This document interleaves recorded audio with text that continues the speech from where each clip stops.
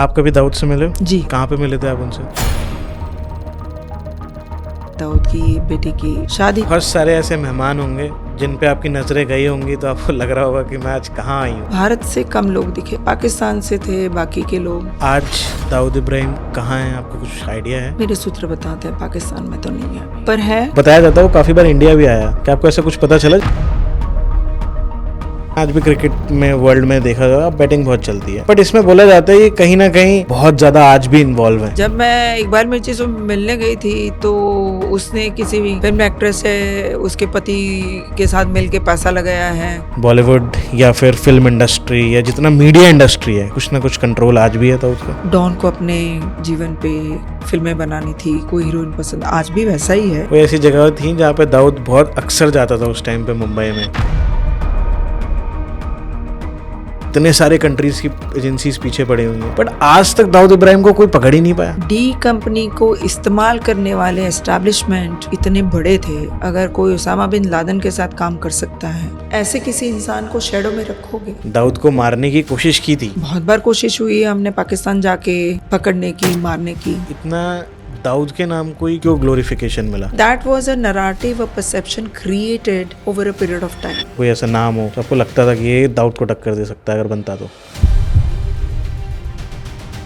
अरुण गावली, उनको खूंखार क्रिमिनल क्यों बोला गया कि वो खूंखार क्रिमिनल में से एक थे? आप किसी को चाकू से गोद दोगे और 20-25 बार गोदोगे तो क्या बोलोगे उसको? क्या छोटा शकील की सच में डेथ हो गई थी 2015 में? 15-20 सेकंड का एक कॉल आया था मुझे। वो आवाज को अगर मैं पहचानती हूँ तो जरूर वो 15 सेकंड का कॉल उसी आवाज का था।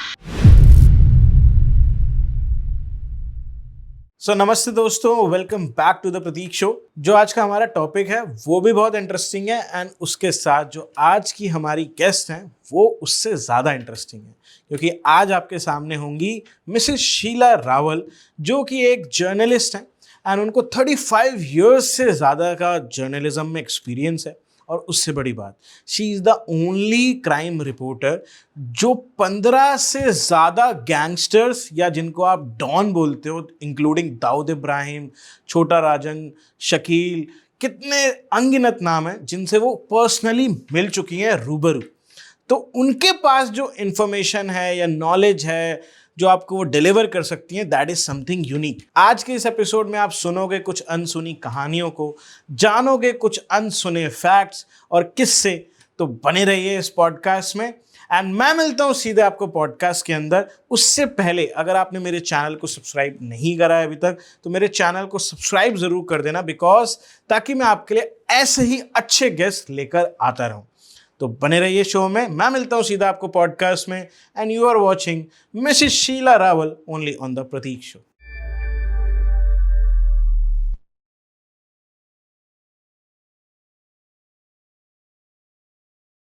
मैम, आपके बारे में मैंने जितना सुना, जितना जाना, उसमें यही पता चला है that you are the reporter जिसने बहुत सारे अंडरवर्ल्ड के एंड बहुत सारे गैंगस्टर्स से 1-to-1 मीट करी है इन पर्सनल। तो how was your experience with meeting such guys जिनके पीछे सरकार पड़ी है, जिनको लोग गैंगस्टर्स मानते हैं, डॉन मानते हैं, बट इन पर्सन उनसे मिलके आपने कैसा फील करा? बहुत अच्छा काम है एक पत्रकार का। तो जब आप काम पे निकलते हो तो किसी न किसी को मिल लेते हो। आज कोई क्रिमिनल है, कोई गैंगस्टर है, कोई टेररिस्ट है, कोई नेता है, कोई बाबा है, कोई कलाकार है। तो पत्रकार का काम है तरह तरह के लोगों से मिलना। वैसे बाकी के लोगों से मिलती थी, वैसे इनसे मिली मैं। तो आपको कभी मतलब ऐसा डर नहीं लगा कि जिसके पीछे पूरी दुनिया पड़ी है?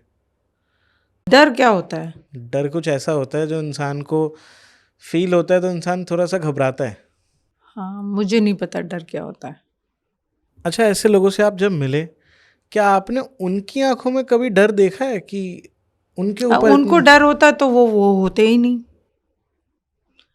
अगर उनको कोई भी डर होता तो वो जो कर रहे हैं वो करते ही नहीं कभी। आप क्राइम की दुनिया में तभी जाते हो जब आप वो लक्ष्मण रेखा को ऑलरेडी पार कर चुके होते हो। आपका दिमाग कोई अलग ही डिमेंशन में चलता है, तब आप गुनाह कर सकते हो,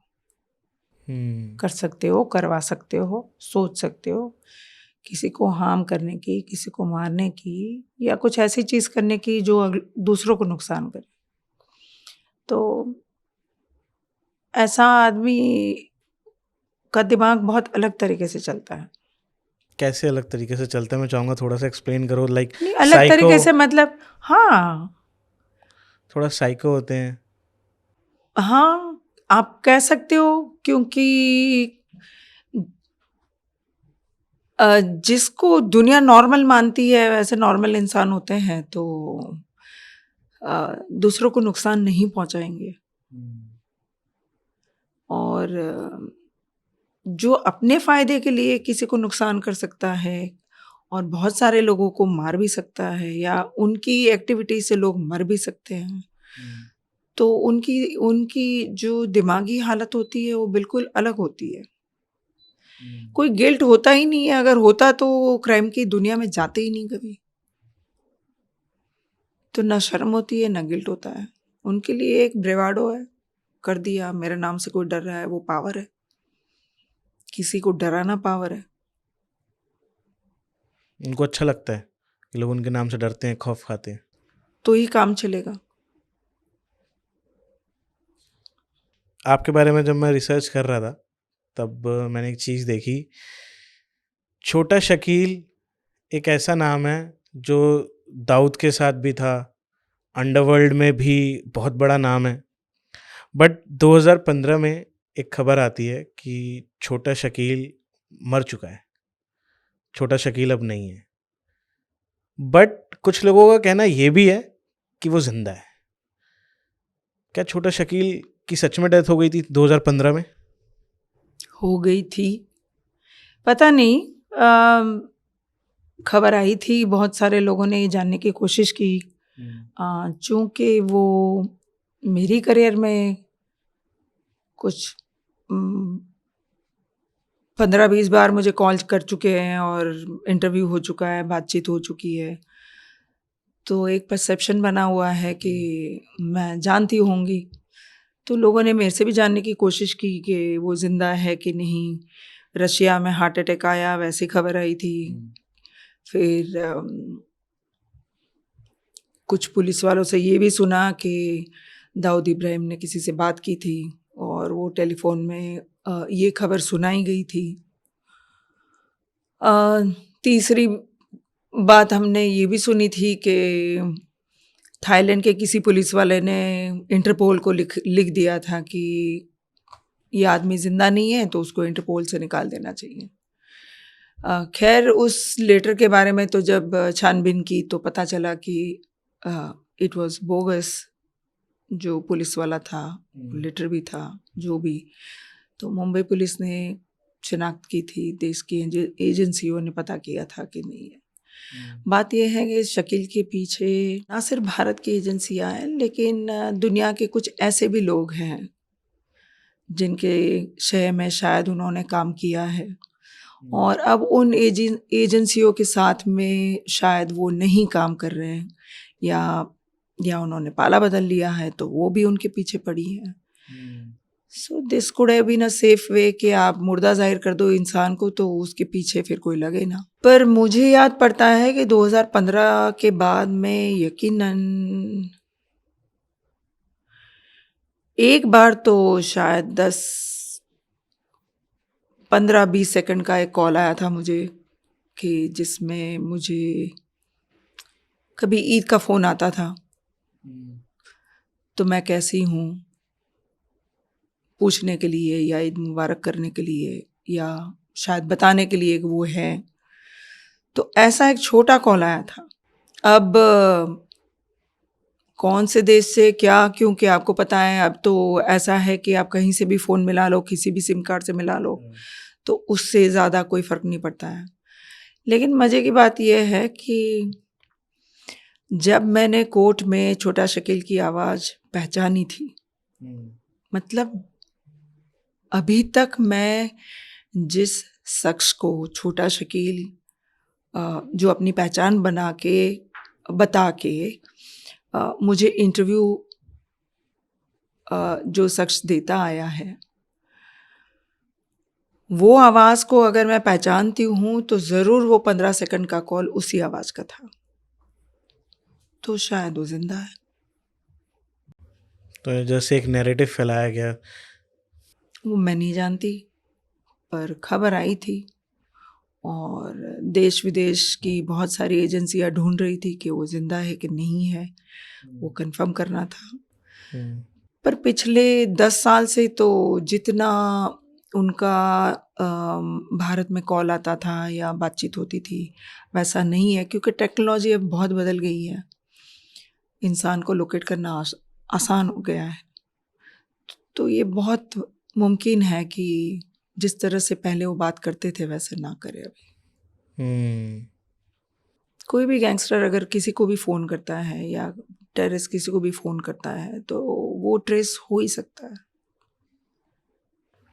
अच्छा, आप जैसे ये जितना भी गैंगस्टर वर्ल्ड देखते हो, एक तो थोड़ा सा ग्लोरीफाई हो गया है फिल्मों की वजह से, सीरियल्स की वजह से, सीरीज की वजह से, जो भी आप कह लो, थोड़ा ग्लोरीफाई है। बट वो जो ग्लोरिफिकेशन था, वो फिल्मों तक अगर सीमित रहता तो बहुत अच्छा लगता कि दैट ये बिल्कुल ठीक है, चलो फिल्मों में ऐसा दिखाया जाता है। बट वो रियल लाइफ में भी वैसे ही चलता है। अभी आप करंट सिचुएशन अगर देखते हो इंडिया में 2025 में, तो कभी भी किसी को भी कॉल आ जाता है, चाहे वो सितारा हो चाहे वो एक नॉर्मल इंसान हो। ऐसा एक इतना बड़ा देश है, इतनी बड़ी व्यवस्था है, इतना बड़ा कानून है, बट ये सब आंखों के सामने होता है, पर्दों के पीछे नहीं होता, सब कुछ आंखों के सामने होता है। बट इन पे कार्रवाई क्यों नहीं होती, इन पे एक्शन क्यों नहीं होता, क्यों नहीं रोका जाता? होता तो है, पुलिस एजेंसी तो लगी ही रहती है उनके पीछे। और ये जो जो आप 2025 की बात कर रहे हो, वहीं उतनी ही बात 2015 में, 2005 में, 95 में, आज से 40 साल पहले भी यही बात थी। हम्म, और 40 साल के बाद में भी शायद यही बात होगी। जहाँ इंसान है, जहाँ गुनाह होता है, जहाँ खौफ से काम करवाया जा सकता है, तो तो ये चीज़ चलती रहेगी। बट बहुत सारे देश ऐसे भी हैं जहाँ पे क्राइम बहुत कम है, जहाँ पे ये चीज़ें नहीं चलती हैं, बहुत कम है उधर भी, बट बहुत कम है। लाइक आप सऊदी में देखोगे तो बहुत ज़्यादा कम है उधर, क्राइम रेट इतना नहीं है। तो कानून अलग है। आप कहीं किसी राजा के देश में जाओगे, जहाँ पावर बिल्कुल सेंट्रलाइज्ड है, तो बात ही अलग है। वो चाहे कुछ भी कर सकता है, वो मार भी सकते हैं, जेल भी भेज सकते हैं, कानून उनका है। पर आप जब लोकशाही में आते हो तो प्रोसेस है, फिर आपको प्रोसेस से जाना पड़ता है। आप आवाज़ टेप करोगे, केस करोगे, सामने वाला कंप्लेन करेगा, तब तो केस दर्ज होगा। तो ये प्रोसीजर बहुत लंबी है, तब भी थी, अब भी है। आप कभी दाऊद से मिले हो? जी। आपने देखा है वो कैसे दिखते जी। हैं? क्योंकि उनकी एक ही फ़ोटो बस लोगों ने देखी है, जी। जिसपे वो चेयर पे टेक लगा के बैठे हुए हैं। उसके अलावा कोई और फ़ोटो आई थिंक मैंने उनकी कभी नहीं देखी, और शायद किसी के पास नहीं है। बट आपने उनको देखा है? जी। कहाँ पे मिले थे आप उनसे पहली बार? 2005 में मैं दुबई गई थी। दाऊद की बेटी की शादी नहीं, रिसेप्शन था, वलीमा बोलते हैं उसको। और मैं स्टार न्यूज़ की तरफ से गई थी वहाँ पे, और मुझे अंदर आने दिया था। और दूल्हा दुल्हन को मिलने के बाद में, विश करने के बाद में, मैं जब जा रही थी तब मैंने देखा कि सामने जो बैठे हैं कुर्सी पे, वो शख्सियत को मैंने बहुत बार कहीं फ़ोटो में देखी है। फिर बत्ती हुई कि अरे भाई, वो तो वही इंसान है जिसको भारत की पुलिस एजेंसियां ढूंढ रही हैं। तो आप हमने कोशिश की मिलने की, पर वो मैं उनके फंक्शन में गई थी। तो आप किसी के यहाँ अगर मेहमान होते हो तो आप माइक लेके घुस नहीं जाते हो। राइट। एक डेकोरेम होता है, परिस्थिति होती है। तो मुझे कहा कि आप इंतज़ार करो, मैंने किया। मुझे लगा वो इंटरव्यू आगे हो सकता है, हो ना पाया।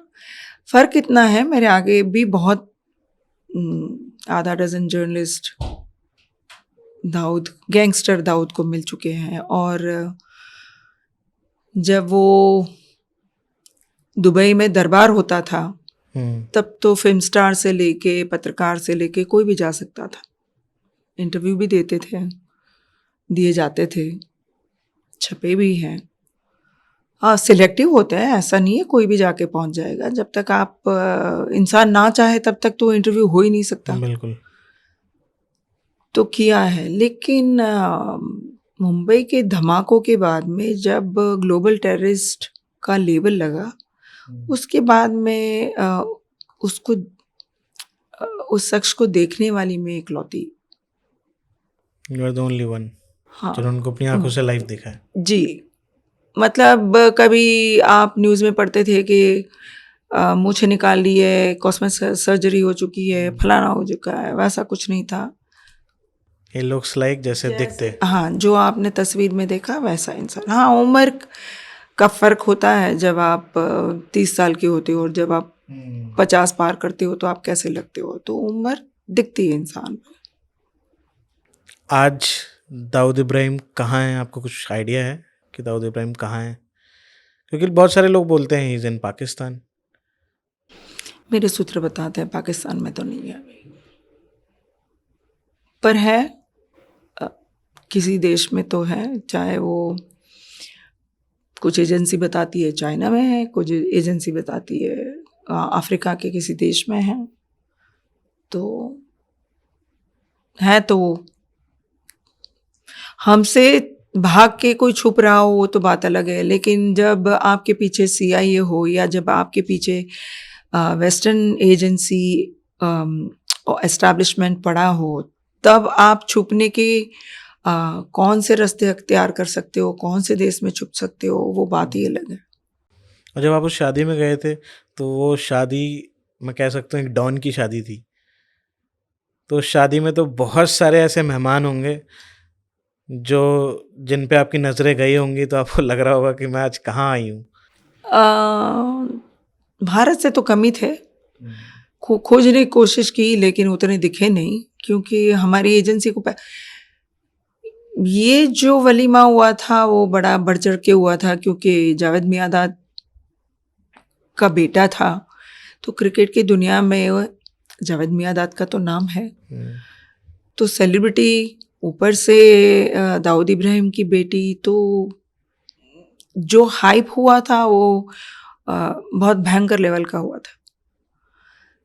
तो कोई इतना अक्लमंद इंसान होगा कि इतनी हाइप के बीच में उस वलीमे में जाके दिखे, जहां भारत की एजेंसी, भारत की सरकार मानती है टेररिस्ट दाऊद इब्राहिम की बेटी का वलीमा है, तो कौन सी एजेंसी वहां नज़र नहीं रख रही होगी।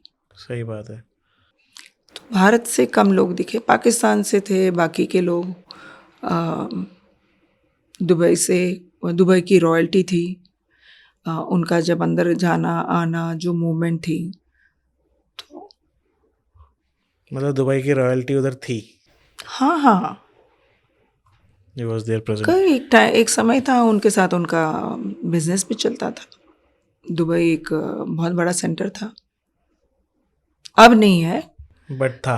हाँ, कुछ लॉस हो गया। उसके बाद में 5-7 साल पहले कुछ ऐसी घटना हुई थी, उसके बाद में मुझे कहा गया कि डी कंपनियां दाऊद दुबई में नहीं दिखते। अच्छा, दाऊद और छोटा राजन का बॉम्ब ब्लास्ट के बाद सेपरेशन कहा जाता है, उसी के बाद उनका सेपरेशन हुआ था। बट क्या आप जानते हो कि उनका सेपरेशन क्यों हुआ था एक्चुअली में? बिकॉज नैरेटिव तो यही कहते हैं कि he was against of that bomb blast. अब तो 2 पार्टी है, तो 2 पार्टी जो भी दावा करेगी वो दावा होगा। अगर एक पत्रकार उस घटना को किस तरीके से देखता है या इंटरप्रेट करता है, या अगर मैं न्यूज़ बनाती हूँ उस बात की, तो जो मैं सुनूंगी, जो मैंने सुना है किसी से, सूत्र बताते हैं, मतलब पुलिस जो मानती है वो, हमारी एजेंसी जो मानती है वो। आज छोटा राजन जेल में बैठे हैं, तिहाड़ में है, तो वो जो कहे पर हकीकत ये है कि कुछ ऐसा ज़रूर हुआ था जिससे छोटा राजन ने गैंग छोड़ी और कुछ सूत्र ऐसे बताते हैं कि वो अपनी भारत की एम्बेसी में गए और उसके बाद में जो हुआ वो तो इतिहास है। वहाँ से भागे कैसे, बाकी का मैंने बहुत लंबा विवरण अपनी किताब में दिया है कि पासपोर्ट कैसे बना, गए कहाँ, क्या किया। एंड अब्बू सलीम का बोला जाता है कि आपने बताया था एक जगह इंटरव्यू में कि वो बहुत ड्रामेटिक तरीके से भागे थे इंडिया से। जिस दिन धमाके हुए वो अबू सलीम की पत्नी ने मुझे बताया था। अच्छा। उनकी पहली पत्नी समीरा जुमानी जो जिनसे मैं अमेरिका में मिली थी, उन्होंने मुझे ये बात बताई थी कि जैसे पहला धमाका होता है तो उससे फ़ोन आया और उसके लिए उसका पति का अरसलन अरसलन था, तो उसने मुझे कहा समीरा ने कि अरसलन का फ़ोन आया कि निकल जाओ घर से और पुलिस आएगी, तुम्हारे तक पहुंच सकती है, तो तुम जिस हाल में उसी हाल में निकल गया। फिर उसने कहा कि मैं बाल कटवा के कहीं पार्लर में गई, हुलिया बदला, टिकट किसी के पास भिजवाई, फिर मैं दिल्ली गई, दिल्ली से दुबई गई और अबू सालेम भी नेपाल के रास्ते दुबई पहुँचे, तो वहाँ पति पत्नी मिले थे। तो वो उसका नैरेटिव था कि धमाके के बाद क्या हुआ और वो कैसे भागे थे उस दिन। और आपको लगता है दाऊद की दहशत उसी वक्त से स्टार्ट हुई थी जब वो बॉम्ब ब्लास्ट हुए थे, या उससे पहले? नहीं, बिल्कुल पहले थी। उससे पहले भी उतनी ही थी? दाऊद इब्राहिम का नाम का डी गैंग का सिक्का बोलता था तब। आपको किसी से पैसे की उगाही करवानी है, किसी से ज़मीन खाली करवानी है, किसी से वो काम करवाना है, तो मुंबई में 20 साल तक गैंग वॉर, गैंग वर्ल्ड बहुत एक्टिव था। फाइनेंशियल कैपिटल है भारत का, तो जाहिर है कि जितनी फाइनेंशियल एक्टिविटी है, जितने स्टेक है, और अगर आप कहीं अटक गए हो तो फिर आप गैंग का सहारा लेते हो, मैं मेरी ज़मीन खाली करवाऊँ, मेरा ये काम करवा दो। तो दहशत तो जब 86 में बेल जम करके दाऊद इब्राहिम दुबई जाके डी गैंग शुरू करी, तब से लेकर 1993 के बाद वो लंदन गए थे अपना बिजनेस शिफ्ट करने। नहीं, एंड बताया जाता है कि फिर उधर उनको प्रॉब्लम हुई तो उधर से भागे, फिर लंदन से लंदन फॉल आउट। लंदन में दाऊद इब्राहिम के बच्चे पढ़ते थे और बच्चे रहे हैं वहीं। जुनैद मियादाद का बेटा और माहिरीन मिलते हैं। पर जो आप जिस चीज़ का फॉल आउट का आप जिक्र कर रहे हो वो धमाकों के बाद नहीं। देखिए, कोई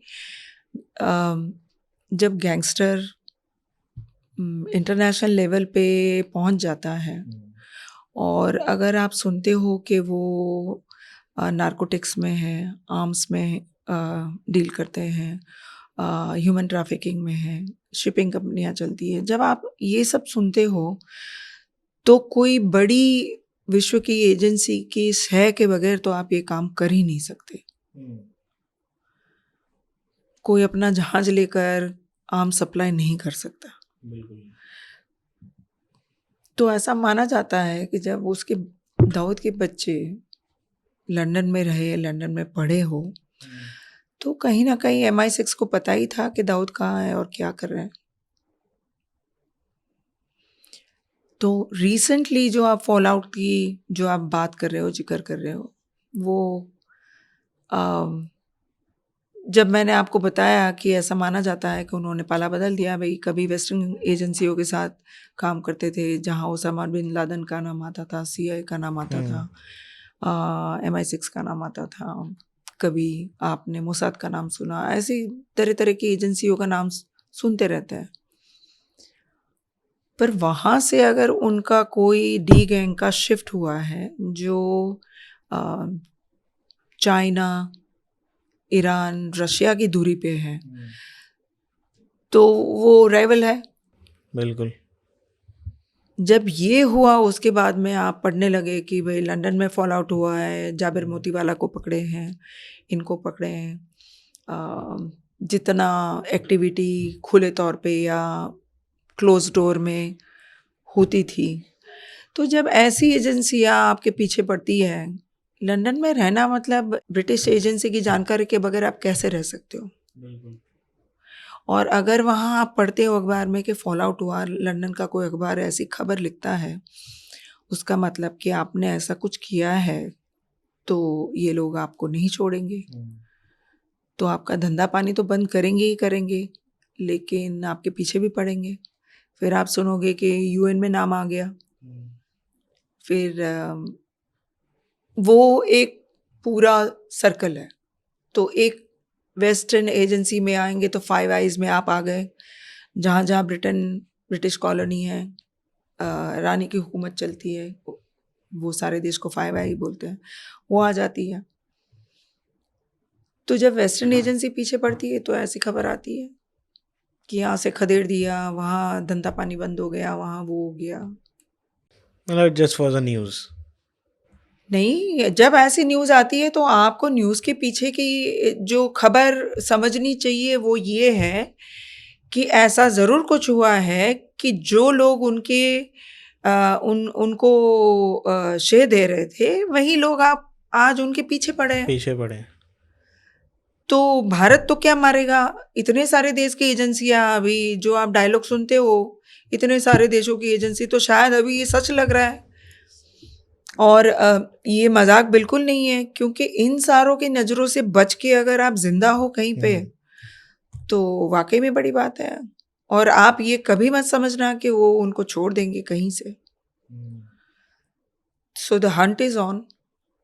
अच्छा, मुझे एक चीज़ जाननी थी, इतना दाऊद के नाम को ही क्यों ग्लोरिफिकेशन मिला? क्योंकि अंडरवर्ल्ड में तो बहुत बड़े बड़े नाम थे, बट जो दाऊद बन पाया, जो दाऊद, आप कह सकते हो डॉन शब्द को अगर किसी ने इंडिया में एक वो आपकी ग्लोरिफिकेशन दी। जनरेशन के लिए वो डॉन, मतलब जब मूवी आई और मैंने आपसे कहा कि जब आपको अपना दायरा बढ़ाना होता है, अपना पावर बढ़ाना होता है, तो पावर कैसे बढ़ता है? आप जब अपने बारे में परसेप्शन एक तरीके का परोसोगे, चाहे फिल्मों से, चाहे अखबारों से, चाहे मैगजीन से, चाहे वर्ड ऑफ माउथ से, पुलिस की फाइल से, कहीं से, तो जब ये परसेप्शन बनना शुरू होता है तब कहानी बनती है। तो परसेप्शन क्या परोसा जा रहा है, उसके पीछे का मकसद क्या है, और वो ब्रांड क्यों बनी जा रही है, और कौन बना रहा है, और उसका उपयोग क्या है, ये सारे पहलू एक आयाम के हैं। हम जब बतौर आप पब्लिक देखते हो, आपकी जनरेशन देखते हैं, आप पैदा भी नहीं हुए थे जब क्राइम की दुनिया में ये सारे नाम आए। अभी आप रेफरेंस ही ले सकते हो, आप चैट जीपीटी कर सकते हो, आप नेट पे ढूंढ सकते हो, तो आपकी पहुंच इंटरनेट जितनी है, तो आपने सुना है, आपने देखा है, और आप समझ रहे हो, और आज मुझे पूछ रहे हो आपकी ऐसा कैसे हो सकता है, डॉन देखा है, तो आपने एक डॉन देखा है। ये जो पूरी जनरेशन को नहीं पता है, जो 25-2000 साल के बाद जेनजी आई है, उनको नहीं पता है वो क्या चीज़ है। आपने फिल्मों से दाऊद को जाना है, आपने अंडरवर्ल्ड के बारे में भी फिल्मों से जाना है। बहुत ज़्यादा उत्सुक लोग हैं, थोड़ा पढ़ भी लेते हैं, तो आप मैगजीन खंगालोगे, न्यूज़पेपर खंगालोगे, पुरानी स्टोरियाँ लोगे, हमारे जैसे लोगों से मिलोगे जो उनको मिल चुके हैं। तो जाहिर है कि जब आप एक नई जनरेशन पुराने क्रिमिनल इतिहास को जानना चाहती है, तो क्यूरियोसिटी आपकी अपनी जगह ठीक है। पर जब आप पेशावर क्रिमिनल बन जाते हो, प्रोफेशनल क्राइम आपका पेशा होता है, पैसे आपके पास होते हैं, आपके पास पावर होती है, तो आप क्या करोगे? अपनी पावर को बनाए रखने के लिए आप अपनी दहशत का परसेप्शन कॉन्स्टेंटली बनाते रहोगे, ताकि आपने जो गुनाह का एम्पायर खड़ा किया है वो सस्टेन कर पाए। और वो कैसे हो सकता है? तो आप अपने पैसे डाल के फिल्में बनवाइए, या आप पत्रकारों को इंटरव्यू दीजिए, या आप किताब लिखवाइए। तो जिसको आपकी जनरेशन ग्लोरिफिकेशन बोल रही है, बेसिकली वो that was a narrative, a perception created over a period of time to build that brand. was that much smart कि that he want to build a brand for him कि that मैं number one. मैंने अपनी किताब में जिक्र किया है कि धमाकों के बाद मैं टाइम्स ऑफ इंडिया में थी, और हम क्रॉफर्ड मार्केट का एरिया है, वहाँ पर एक दिन रेस्टोरेंट में गए थे सारे कलीग। तो वहाँ बहुत एक पुरानी जूस सेंटर है और कैफेटेरिया है। हम सब पत्रकार बैठे थे, तो गल्ले पे जो सेठ जी थे, जो भाई साहब थे, उनको पता था क्योंकि हमारा आना जाना वहाँ होता था कि हम सब टाइम्स ऑफ इंडिया से आएंगे।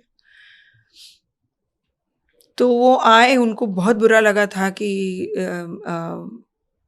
डी कंपनी ऐसा काम कर सकती है कि पूरे मुंबई को दहला सकती है। उनके माने में नहीं आया। उन्होंने कहा कि मेरे सामने ये सब बच्चे थे, बड़े हुए, और दिमाग जो पाया उन्होंने, और कहाँ से कहाँ पहुँचे, पर हमें नहीं पता था कि यहाँ तक पहुँच जाएंगे।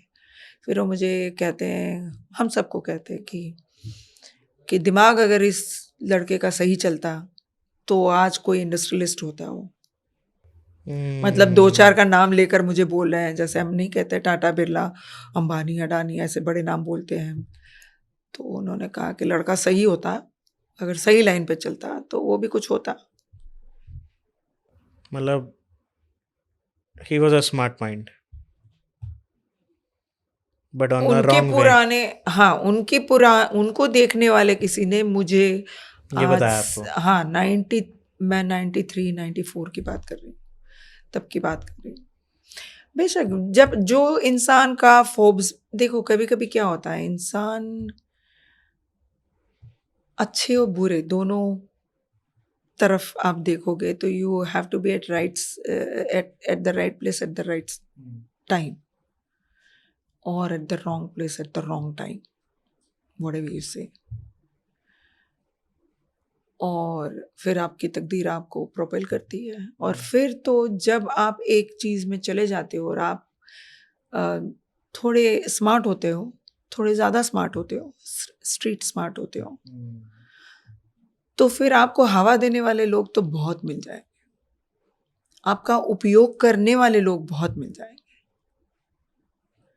तो आप जब नेटवर्क बनाते हो, आपने क्रिकेट में नेटवर्क बनवा दिया, आपने बॉलीवुड में नेटवर्क बनवा दिया, अपना पॉलिटिक्स में चले गए, आप जुआ खेलने में चले गए, आप नारकोटिक्स में चले गए, आप ह्यूमन ट्रैफिकिंग में, आप बस नाम बोलो, आप उस हर जगह में पाए जाओगे गुनाह की एक्टिविटी में। तो आप समझ लो कि फिर तो उनको बनाने वाले बहुत हैं। अच्छा, जैसे आपने बताया इतनी सारी एजेंसीज पीछे पड़ी हुई हैं, वो बॉलीवुड में बहुत मशहूर डायलॉग हुआ कि इतने सारे मुल्कों की पुलिस मेरे पीछे पड़ी हुई है। उसामा ने एक ही कांड करा था अमेरिका के साथ, 9/11। उसके बाद अमेरिका ने पूरी जी जान लगा दी और उतने बड़े टेररिस्ट को पाकिस्तान के अंदर से उठाया। अब वो कहाँ है, वो मर गया नहीं मरा, उसको उठा के ले गए, कोई नहीं जानता। अमेरिका ने एक नैरेटिव बनाया, हमने उनको समुंदर में फेंक दिया। इंडिया में इतना सब कुछ हुआ, बहुत सारे देशों में कहीं ना कहीं उनके क्राइम के वो चलते रहे प्रोपेगेंडा। एक देश की एजेंसी पीछे पड़ी तो उसने इतने बड़े टेररिस्ट को यूं उठा लिया। सुनने में बोला भी ये जाता है कि भाई इतने सारे कंट्रीज की एजेंसीज पीछे पड़ी हुई हैं, बट आज तक दाऊद इब्राहिम को कोई पकड़ ही नहीं पाया। हम कर सकते हैं, अभी भी कर सकते हैं और कर सकते थे, पर मैंने आपको बताया कि उन डी कंपनी को इस्तेमाल करने वाले एस्टैब्लिशमेंट इतने बड़े थे। अगर कोई उसामा बिन लादेन के साथ काम कर सकता है, कोई मर्सिनरी है वैसी एजेंसियों के लिए कि आप पूरे साउथ ईस्ट एशिया में वो काम कर सकते हो, अपना नेटवर्क ऐसा है, तो आपकी उपयोगिता कितनी बड़ी है। और अगर आपकी उपयोगिता इतनी बड़ी है तो आप ऐसे किसी इंसान को शैडो में रखोगे? ऐसा नहीं है हमें नहीं पता है वो कहाँ है, क्या करते थे। डी कंपनी का बहुत बार कोशिश हुई है, हमने पाकिस्तान जाके पकड़ने की, मारने की। पता है, बट कुछ रीजंस हैं। कर सकते हैं, ऐसा नहीं है नहीं हो सकता है। We tried. ऐसा है, सफलता मिलनी वो भी एक तकदीर की बात होती है। इट्स ऑल्सो मैं बहुत बार अपने कन्वर्जेशन में बहुत बार नहीं पर 3-4 बार तो ऐसा हुआ कि डी गैंग ने कोई हमला करवाया है बैंकॉक में, जैसे छोटा राजन पे हुआ तो छोटा राजन जिंदा निकले वहाँ से। उसके बाद में इजाज लाकड़ा वाला पे हमला हुआ तो वो भी जिंदा वहाँ से भागे। और उसके बाद में शिवसेना के कॉरपोरेटर मिलिंद वैद पे 2-3 बार हमले हुए। मतलब सामने से गोलियों AK-47 से भी भुनने की कोशिश की। तो मैं मजाक में बोलती कि कुछ ऑपरेशन आपके बोच्ड होते हैं। और सामने शकील का जवाब भी ये मिलता कि भाई हम खुदा नहीं है। तो एक गैंगस्टर को, डॉन को ये मानना पड़ता कि कुछ तो पावर है आपके पीछे। ये कभी ना मानिएगा कि भारत की कोई खोज में, मंशा में, कोशिश में कमी रही है।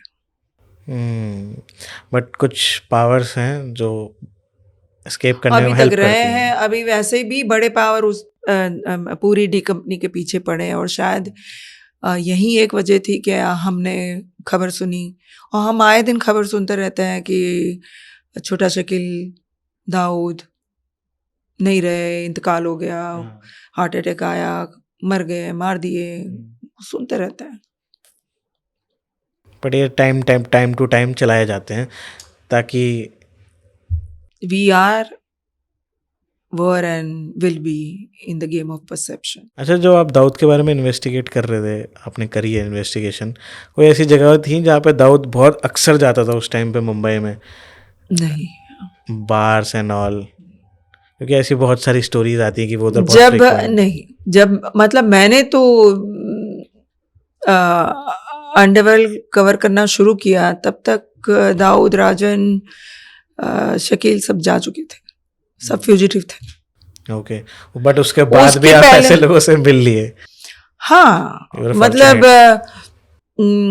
इकबाल मिर्ची की एक डिस्को चलता था, फिशरमैन वाफ, पब चलता था, डिस्को नहीं पब चलता था। और दूसरे 2-3 भी थे जो नरमान पॉइंट पे, हमारी ऑफिस थी उसके नीचे भी थे। मतलब हम 5th फ्लोर पे इंडिया टुडे की ऑफिस थी, 2nd फ्लोर पे एक पब था।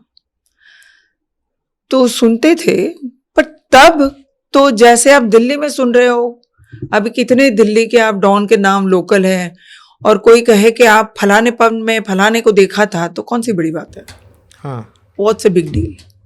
It's not a big deal. Okay, अगर दिल्ली का कोई डॉन आज की तारीख का, आपकी जनरेशन का, कहीं पब में दिख गया, कहीं डिस्को में दिख गया, और कोई बोले कि भाई मैंने तो इसको देखा था, तो ऐसी बात है। जब आप गैंगस्टर होते हो, जब आप क्रिमिनल होते हो और कहीं दिखे, हाँ, अगर आप फ्यूजिटिव हो, आपका नाम चढ़ गया है और आपके पीछे पुलिस पड़ी है और आपने देखा, तो बहुत बड़ी बात है। बहुत बड़ी बात है। तो फिर आपको फोन लेके फोन करना चाहिए कि मैंने फलाने को फलानी जगह देखा, तो आप पुलिस को बताओगे। राइट। अभी हम हमारे लास्ट पॉडकास्ट पे रॉ के ऑफिसर हैं RK यादव जी आए थे, जी, तो उन्होंने बताया था कि रॉ ने एक ऑपरेशन करा था जिसके अंदर उन्होंने दाऊद को मारने की कोशिश की थी, बट वो मार नहीं पाए। गोली उनकी किसी रिलेटिव को लग गई थी। We tried. बट आप कह सकते हो he was fortunate and we were unfortunate. अगर जिंदा है तो फॉर्चुनेट। राइट। अच्छा, अब जैसे आप तो दाऊद तो चलो एक ठीक है, एक अंडरवर्ल्ड का बहुत बड़ा नाम है, बट ऐसे बहुत सारे क्राइम स्टोरीज आपने और भी कवर करी हैं अपने टाइम में। काफ़ी सारे जो उभरते नाम आए या आज भी जो नाम चल रहे हैं, आप इस दुनिया को देखते कैसे हो कि ये दुनिया तब भी थी, आज भी है, लॉ बदल गए, आज भी उतनी एक्टिवली काम कर रही है? क्यों नहीं करेगी भाई? जहाँ इंसान है और इंसान की लालच है, जहाँ ग्रीड है, जहाँ पावर की ग्रीड है, पैसे की ग्रीड है, तो वहाँ गुनेगार पैदा होते ही हैं। तो जनरेशन टू जनरेशन चलते ही रहेंगे। जैसे पहले मुंबई में करीम लाला और हाजी मस्तान की बात करते थे, भाई वो वसूली किया करवाते थे। फिर तब कानून ऐसा था कि दारूबंदी थी और सोने का कानून था, गोल्ड एक्ट था, इलेक्ट्रॉनिक्स आप विदेश से नहीं ला सकते थे।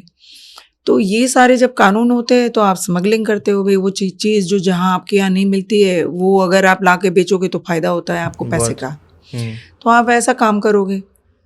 तो जो उगाही का, धमकाने का काम कल चलता था, ज़मीन खाली करवाने का, पैसे अपने लेनदार से लाने का, डंडा लेके जाते थे, बंदूक लेके जा रहे हैं।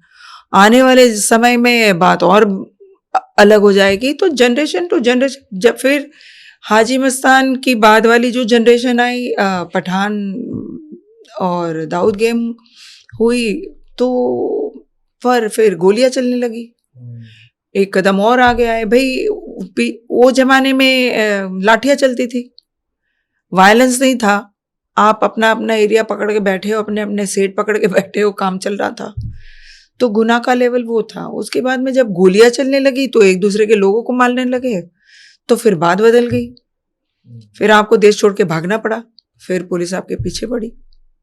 आपने हाजी मस्तान का भी नाम लिया। हाजी मस्तान के बारे में बोला जाता है कि जैसे दाऊद का खौफ था, हाजी मस्तान के लोग इज्जत करते थे, ऐसा बोला जाता है। एक जनरेशन थी, जैसे मुंबई में उस समय पे मिल चला करती थी, कपड़े की मिल चलती थी, और जो ज़्यादा और ट्रेडिंग सेंटर, जब से अंग्रेज गए, बॉम्बे प्रेसिडेंसी हुई, फिर 60 में आपने गुजरात महाराष्ट्र देखा, पर उसके पहले तक तो बॉम्बे प्रेसिडेंसी थी, एक शहर था और वो शहर में बहुत बड़ा बंदरगाह था। तो ट्रेडिंग तो तब से चल रही है। तो फाइनेंशियल सेंटर होना अपने आप में ही एक अलग बात होती है। जितने धंधे उतना स्टेक है। तो आपके पैसे, सोना चांदी की बाजार, आपकी हीरा की बाजार, आपके ग्रेन्स की बाजार, सारी मेटल की बाजार, सारी जितनी भी बाजारें थी मुंबई में थी। और प्लस मिल चलती थी, बहुत बड़ी बड़ी कपड़ा मिल चलती थी, जो मफतलाल है, खटाऊ है, आप नाम ले लो, इतने सारे गुजराती मारवाड़ी सेठ थे। तो तब आपको चाहिए था कि आपका धंधा बना रहे, आपके धंधे में यूनियन आपको परेशान ना करे, आपकी मिल में आपका उगाही होती रहे। जब आप स्मगलिंग होती है, करते हो, करवाते हो, ऐसे भी किस्से पाए गए हैं कि हाँ, आपने अपना माल चुरवा लिया पहले, फिर आपने पीछे से अपना माल जिसने चोरा है वहीं आपको दे दिया, आपने टैक्स भी नहीं भरा तब, और आपको दोनों तरफ फायदा हुआ। तो एक बार मिर्ची को जब मैं लंदन में मिली थी तो ये पुरानी बातें जब बताई तो उन्होंने कहा कि हमारा कमीशन पे काम चलता था।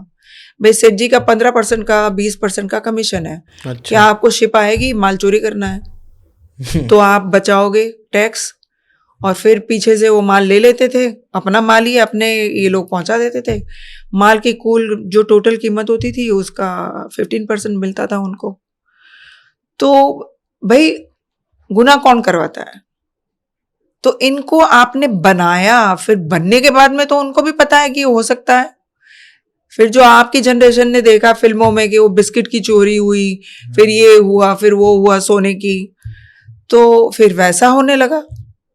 तो आपने कहा कि सम्मान था, तो जब करीम लाला, हाजी मस्तान वगैरह थे, एक तरफ से और बहुत गरीब फैमिली से आते थे, सारे नाम वरदराजन ले लो, हाजी मस्तान ले लो, करीम लाला, तो गरीबी में से जब उठ के ऊपर आए और अपने पास थोड़ा पावर आ गया, जब आप डंडा लेकर चल रहे हो, आपके पीछे 15 लोग चल रहे हैं, फिर आप छोटा छोटा दरबार भरने लगे, फिर आप अपनी कौम के, लोकल कम्युनिटी के छोटे मोटे झगड़े सुलझाने लगे, क्योंकि आपके पास आएंगे, भाई आप बड़े सेठों के लिए जाते हो उगाई करने, डंडा चलाने, तो हमारा भी सुलझा। फिर वो अपना छोटा सा दरबार चलाते थे, तो फिर वो लालाजी बन गए।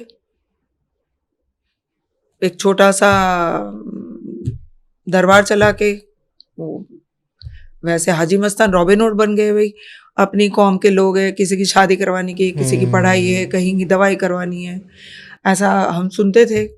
फिर पॉलिटिकल एक पार्टी शुरू करी, जहाँ यंग पॉलिटिकल पार्टी शुरू करी, तो भाई जितने उस एरिया के यंग मुस्लिम लड़के हैं पार्टी ज्वाइन की, वे हम भी कुछ करेंगे। तो जैसा समय होता है वैसा गुनाह और गुनहगार बनता है। और उसके बाद में जब स्टेक बढ़ गया और सोने की और नारकोटिक्स तक की स्मगलिंग होने तक की बात आ गई, तब बंदूकें चलने लगी। अच्छा। फिर जब आप बंदूक चलाओगे और जान जाएगी तो खौफ ही आएगा ना। बिल्कुल। वो एक जमाना था, वो पीछे छूट गया। जो छोटी मोटी, जिसको सामाजिक क्राइम बोलते हैं, वैसे क्राइम होते थे। जो नए आए लड़कों, जो थे, जिनका भी नाम लो, वो अरुण गवली का नाम लो, राजन का नाम लो, अश्विन नाइक का नाम लो, रमा नाइक का नाम लो, जितने भी, बाबू रेशम का नाम, जितने भी नाम लो आप, वो दूसरी जनरेशन थी।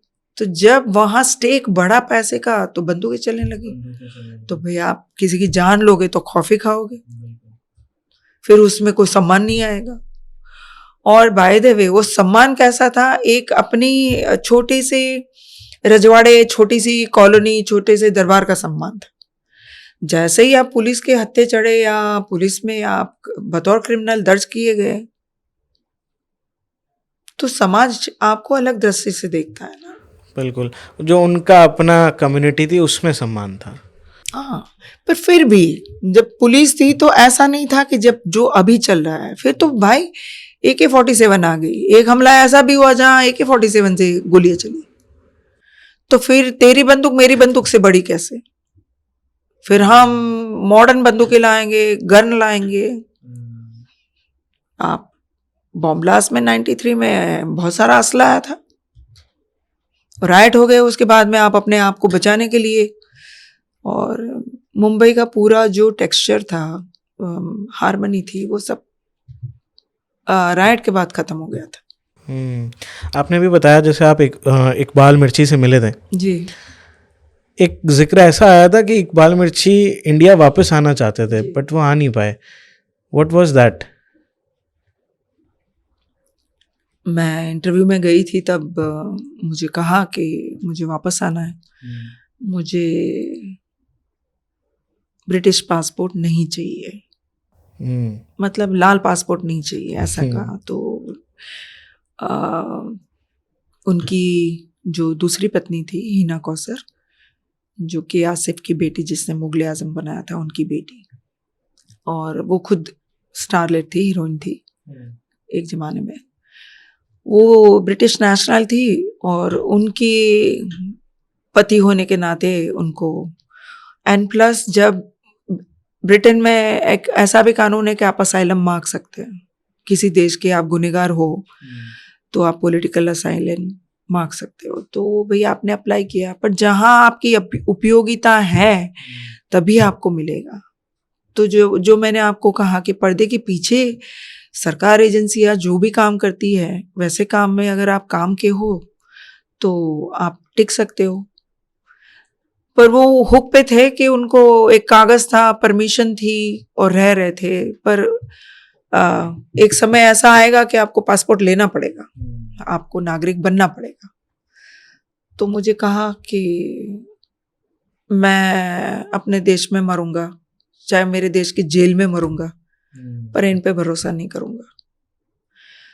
कुछ बातें बहुत बताई थी जो मैं नहीं आपको बोल सकती, पर उनके मतलब अपने अनुभव थे कि जो भागने के बाद में, जो स्मगलिंग के बाद में, जो इनका जैसा उपयोग होना होगा वैसा हो गया। लेकिन जिंदगी तो जिल्लत की थी, आप उनसे भी डर के रहोगे, आप अपनी सरकार से भी डर, मतलब हिंदुस्तान से भी डर के रहोगे, आप भगोड़े हो, भगोड़े ही रहोगे, फ्यूजिटिव हो। और अगर आपका UN में यूएनएससी में आपका नाम आ गया है कि you are drug kingpin, आप चढ़ गए हो वहाँ रजिस्टर पे, उसके बाद में तो आप फंसे हुए हो। फंसे हुए हो, कहीं ना कहीं ग्लोबल इमेज अब आपकी बन गई खराब। नहीं नहीं, इमेज की बात नहीं है, इसमें बहुत कुछ शामिल होता है। कुछ आपको नहीं भी करना है वो आपको करना पड़ेगा अगर आपको सरवाइव करना है। उनकी बात भी सुननी पड़ेगी। भी नहीं, सुननी पड़ेगी। उस समय के बॉलीवुड कलेक्शन बहुत ज़्यादा थे, कह जाता डी कंपनी बहुत कंट्रोल करती थी। आपने बताया फिल्में बनी, बहुत चीज़ें हुई, और जब बॉम्ब ब्लास्ट हुआ तो संजय दत्त के घर पे बोला जाता है कि वो बंदूक मिली, फिर वो चीज़ें गलत साबित हो गई। जैसा भी है, जो भी है, उस समय का कनेक्शन बहुत स्ट्रांग बताया जाता है कि बहुत ज़्यादा स्ट्रांग था। क्या आज भी उतना स्ट्रांग है?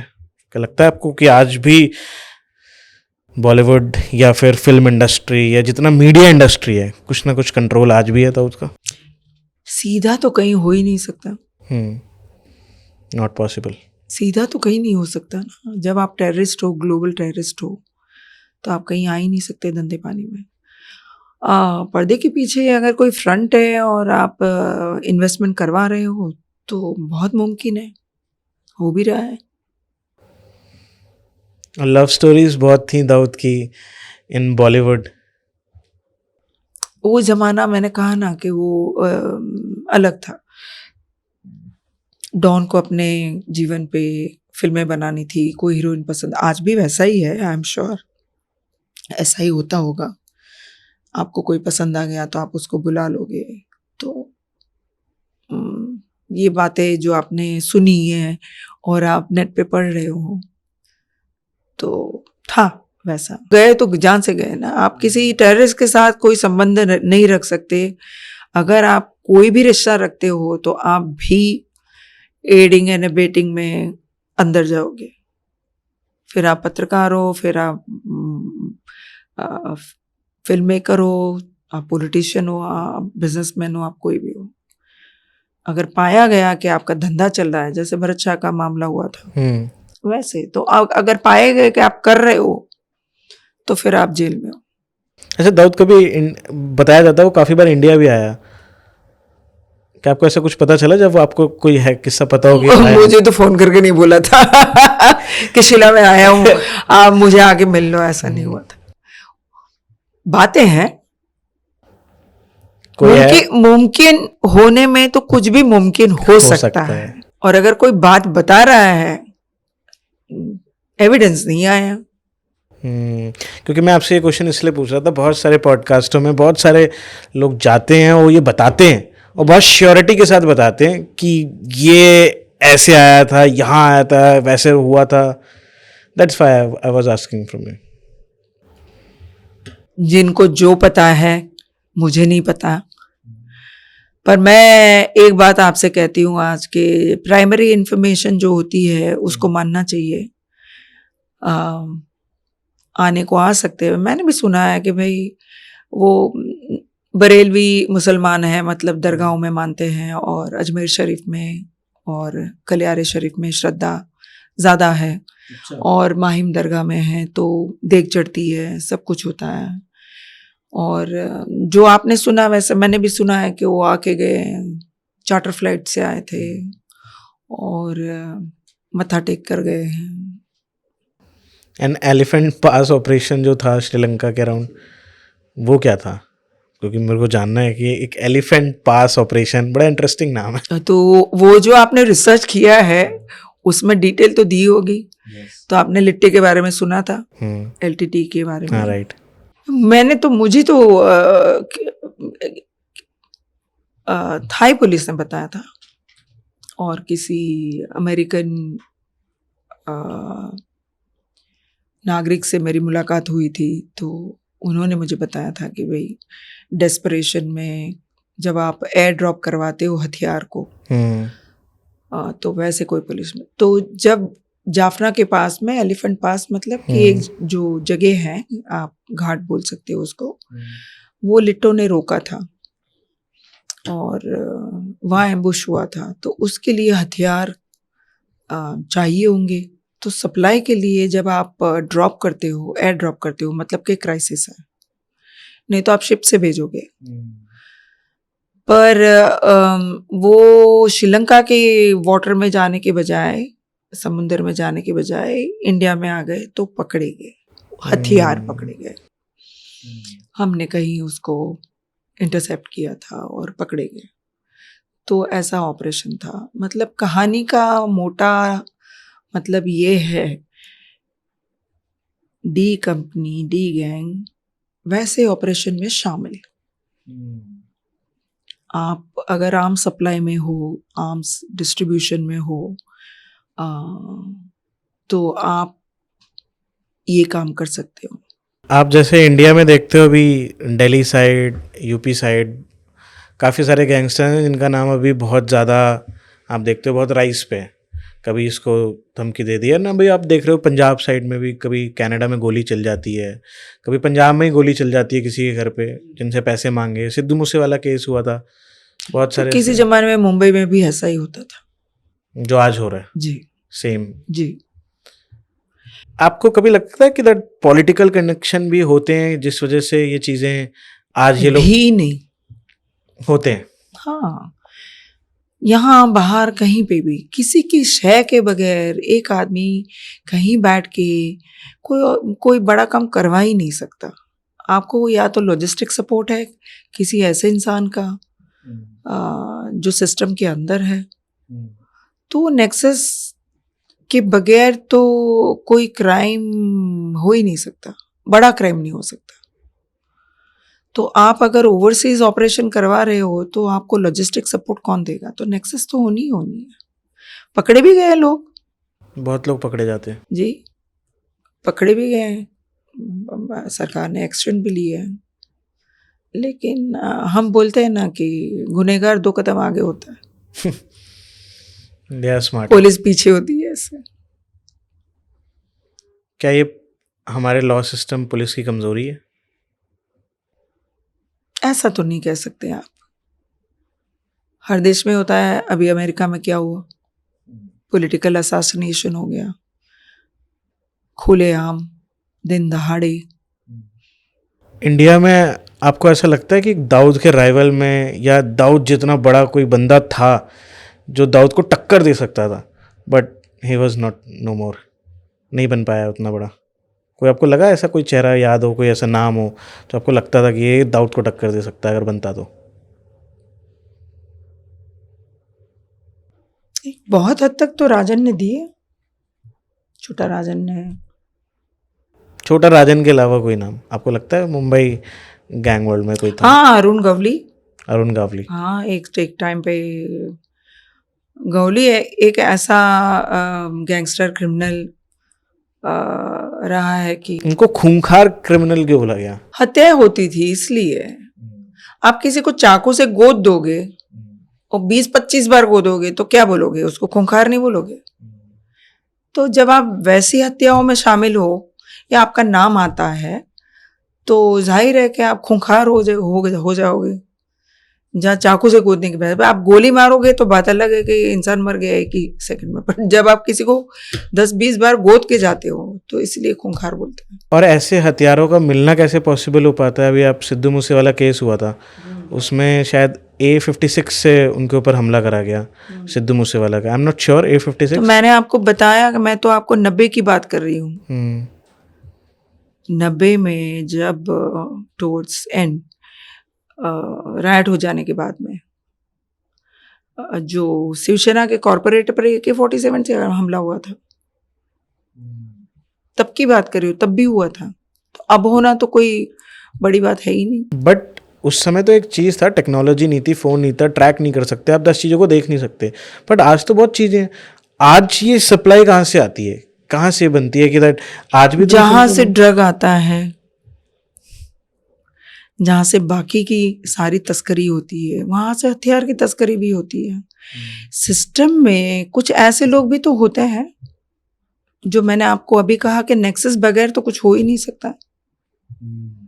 तो कहीं आपको कोई भी नेक्सस मिलेगी, सिस्टम के अंदर के लोग कहीं शामिल होते हैं या नज़रअंदाज करते हैं तो हो जाती है।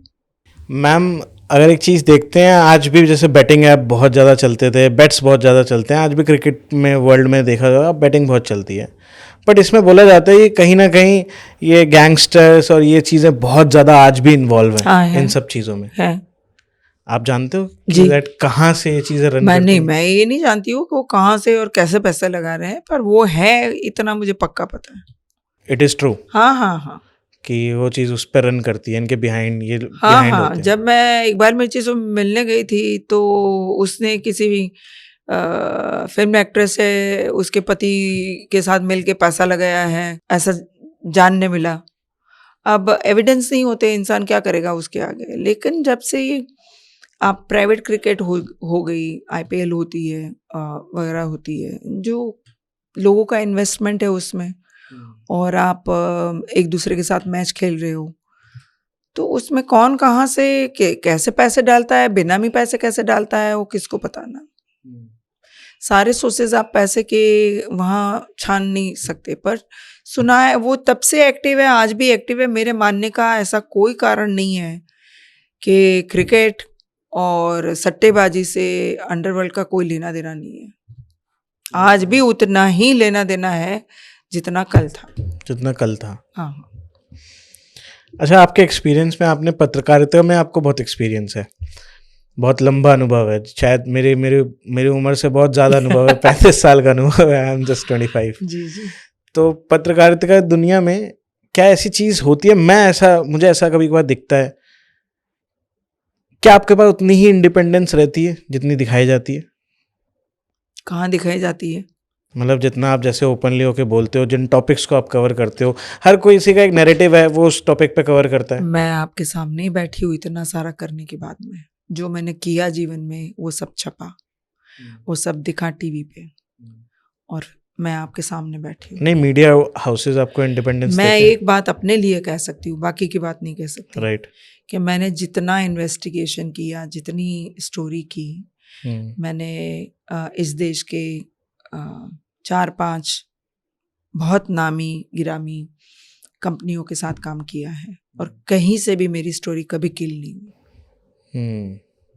ये मैं अपने लिए बोल सकती हूँ कि मेरा पर्सनल अनुभव ये है कि जब सब्सटेंस होता है, कहानी में दम है, एविडेंस है आपके पास। मेरे साथ नहीं हुआ ऐसे। जब आपके पास सबूत पुख्ता नहीं है, प्रेशर आता है, तरह तरह की जगह से आएगा। जब अगर आप कॉरपोरेट कहीं फंसा है और आपने कोई स्टोरी की है, तो कॉरपोरेट वाले, अलग अलग कंपनी वाले आपको प्रेशर करते हैं नहीं करने की। और जब पॉलिटिक्स की बात आती है तो पॉलिटिक्स में करते हैं। तो लोग जहाँ लगता है हमारा परसेप्शन गड़बड़ा जाएगा तो प्रेशर आता है, तो पर्टिकुलर प्रेशर आता है, ऐसा नहीं है। हाँ, एक बात है, यहाँ नहीं, हर जगह दुनिया में जब जब भी एक पर्टिकुलर नैरेटिव या पावर सेट होता है, तब उसके साथ उसका जो सारा व्यवहार टूल किट चलती है, चाहे लेफ्ट हो चाहे राइट हो। ये इतना ही सत्य है, जब लेफ्ट होता है तब भी चलती है, जब राइट होता है तब भी चलती है। तो जितना सेंट्रलाइज पावर होता है, आप चाइना में क्या देखते हो?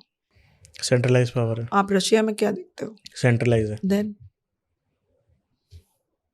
आप अमेरिका में क्या देख रहे हो अभी? कहीं ना कहीं सेंट्रलाइज है। तो फिर सिर्फ भारत को क्यों सिंगल आउट करना? मैं भारत का हूँ इसलिए भारत की बात कर रहा हूँ। जो लोग आज जर्नलिज्म में आप जैसा बनना चाहते हैं, जो आप जैसे मुकाम हासिल करना चाहते हैं, जो अभी स्टार्ट कर रहे हैं, उनके लिए आपके पास कोई एडवाइस है कि उनको क्या फॉलो करना चाहिए ताकि वो आप जैसा एक बड़ा जर्नलिस्ट बन पाए? All I can say is from my experience, follow the classic text. Passion होना चाहिए, इंटेंशन होना चाहिए, भूख होनी चाहिए, और जब आग होती है कुछ करने की, ड्राइविंग फोर्स आपका मजबूत है, तो आप किसी भी पेशे में सक्सेसफुल हो सकते हो। पत्रकारिता में भी हो सकते हो। हाँ, एक एडवाइस है, अगर आप चैट जीपीटी और कैपिटल से पत्रकार बनना चाहते हो तो मुझे कोई फ्यूचर नहीं दिखता ऐसे पत्रकारों का। इसलिए क्योंकि वो सेकेंडरी इंफॉर्मेशन पे आप निर्भर करोगे, अगर वो गलत है आप बहुत बड़ा डिफेमेशन लेकर बैठोगे। आपकी लाइफ में इतनी बड़ी जर्नी में आपकी लाइफ का बेस्ट पॉइंट क्या था? आपके पैशन, आपके करियर के माई दौरान? Best point is yet to come. My best point is yet to कम।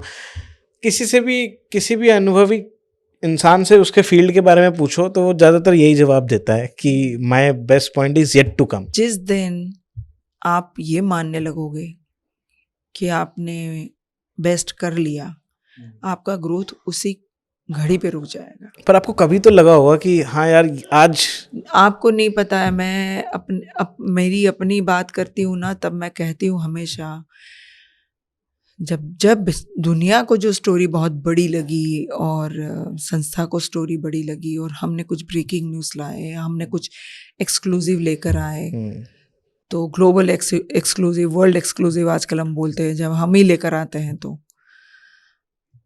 उसके पीछे की जो मेहनत है और जो आप निचोड़े हो ना गन्ने की तरह है, वो आप ही को पता है कि आप वो किया कैसे।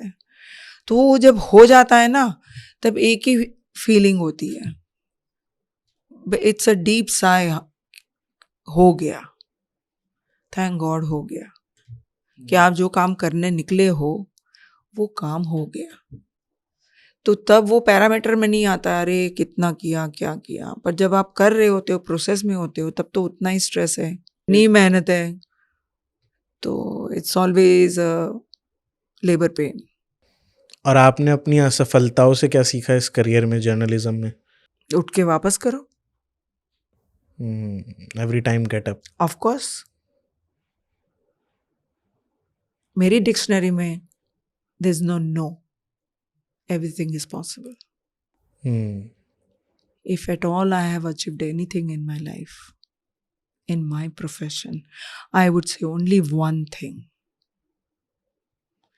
It happened because I felt that it was possible. What do you think, that hard work matters or smart work matters? Both. Because sometimes hard work has to be smart.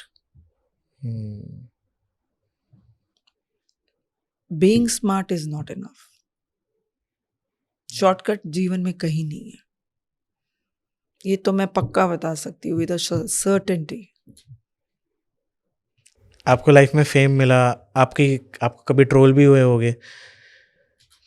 मैं कमेंट नहीं पढ़ती। मेरे जीवन की एक बहुत बड़ी story थी। मैं अबू सालिम की पत्नी का इंटरव्यू करके आई थी। It was an achievement for star news. हमने उस समय में केबीसी अमिताभ बच्चन करते थे, उसमें भी प्रोमो लगा था उस स्टोरी का। सुबह में 6 बजे से लेकर रात में 11 बजे तक मैं टेलीविज़न पे थी। पर मैं उसकी 3 रात आगे की सोई नहीं थी। मैं अमेरिका से इंडिया आई तो मैं फ्लाइट में अपनी टेप को ट्रांसक्राइब कर रही थी ताकि मैं उतरूं तो प्रोडक्शन टीम को दे पाऊं, उन पे काम करें। और मैं घर में गई, मैं शायद ही सोई। सुबह में 3 बजे मैं वापस ऑफिस में हाजिर, क्योंकि हमें प्रोमो शूट करना था। और 6 बजे से मैं लाइव थी रात में 11 बजे तक।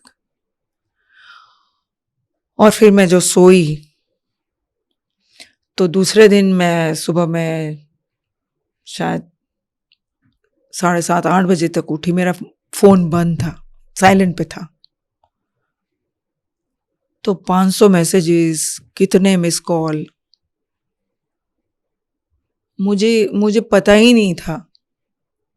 द बिगेस्ट रिलीफ वॉज, मैं जो काम करने गई थी, संस्था ने पैसा खर्चा किया था, वो काम करके आ पाई। That was a relief. अच्छा लगता है जब आप, मिली आपको? हाँ, जब आप देखती हो कि आपके काम की सराहना होती है तो किसको अच्छा नहीं लगता। But that is your work. Thank you so much for coming and joining us on our show. And definitely I wishing a very good career ahead. Thank जैसे you. जैसे आपने बताया भी Best तो yet to come. Best is yet to come. So You I never believe know. Yes. Because I always say never.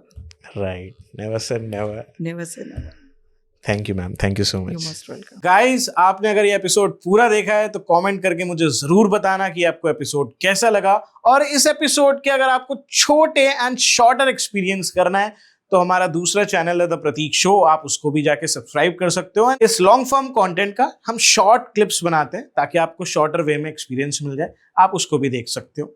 And channel को जरूर subscribe कर देना, बिकॉज आपके एक सब्सक्राइब से मुझे अगले गेस्ट तक पहुंचने में बहुत हेल्प होती है। Thank you for supporting. आप ऐसे ही सपोर्ट करते रहो और मैं आपके लिए ऐसे ही इंटरेस्टिंग टॉपिक्स लेकर आता रहूंगा। Thank you for watching this podcast. जल्दी मिलते हैं, अपना ध्यान रखिए। जय हिंद, वंदे मातरम।